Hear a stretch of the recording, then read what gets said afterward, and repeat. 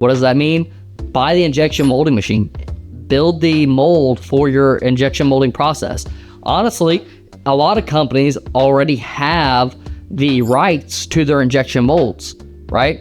Especially automotive. Automotive owns all their fixturing. They own all their molding.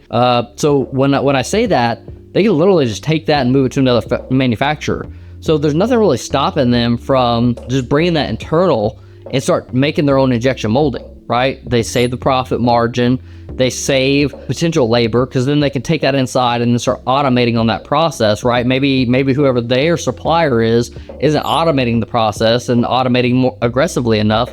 So since they're not automating aggressively enough, they're not able to extract the ROI and really be super competitive in that part that you're getting from them. Again, I know you're going to different companies and getting bids from all these different companies to apply this part, but there's no more efficient way than doing it internally. Why? Because you consume the profit margin. If they're making 5%, 10%, 20% profit margin, that now becomes internal. And with that extra margin, you can do what you want with it. Automate more, take it to your bottom line, whatever it is that you want to do with it.